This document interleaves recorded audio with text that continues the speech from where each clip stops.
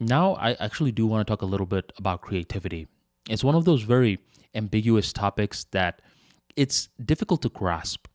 But the way that I like to view creativity is as systems thinking. And systems thinking is seeing the unity underpinning the diversity. So whenever, we have a reductionist thinker, like, I mean, this is a funny example. Like, it's not to be taken literally, but you show the reductionist, like, what is this? They're going to be, and by the way, for anyone that's listening, I'm sticking up my palm. They're going to be like, well, let's break it down to the molecules. Let's break it down to the bones. Let's break it down to the each finger and such. They're just breaking things down. While a systems thinker will first be like, it's a palm. Okay? They're going to start off with that. And once they start off with that, a lot of the insights from that begin to make more sense. They're like, oh yeah, this is a palm. And then the chemicals and all of that fall out. So this is the biggest difference in thinking, where let's say you don't know this is a palm and you're over here just hypothetically just really zoomed in and you're just seeing like a thumb, a finger and stuff, and you have no concept of what a palm is. It'll take you ages to understand what the hell this is. But the systems thinker is just a code for seeing the big picture first. So a lot of the objects make sense later, you know? And I think if you want to learn systems thinking, you should do a better job in identifying the superset. Okay? The superset is the palm. The subsets are the fingers within the palm.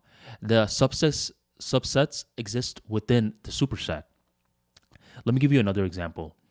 Another example, let's say a book. What's the subset and what's the superset? Chapters. Book. The chapters are the subsets of the book. Okay? So the book is the big part and it holds the different chapters within it. So if you're over here just reading a bunch of different chapters, it's not going to have the context. So systems thinkers often really try to get the context. Now this is one of those chicken or the egg questions. Like, what came first, the chicken or the egg? And it's kind of like, what came first, the content or the context?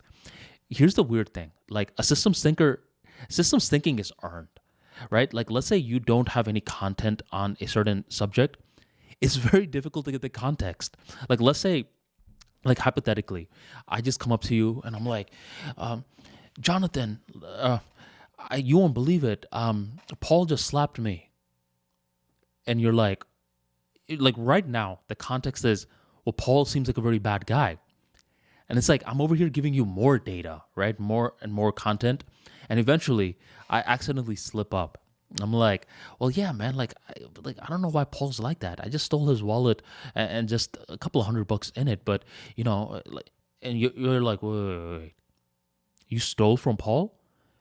I'm like, yeah. It's like, wait a minute. That changes the context of the entire scenario. I would slap you too, Armani. And that's what I mean. It's like the more content you have, the more that you're capable of spotting the context. And once you have the context, you don't just want to stop there and be like, this is the only context there is. Where in certain cases, it's like, yeah, you could stop there. Like, this is a palm. But other times it's like, well, now let me get more content. And that content to context begins feeding one another. And that's how you build true understanding.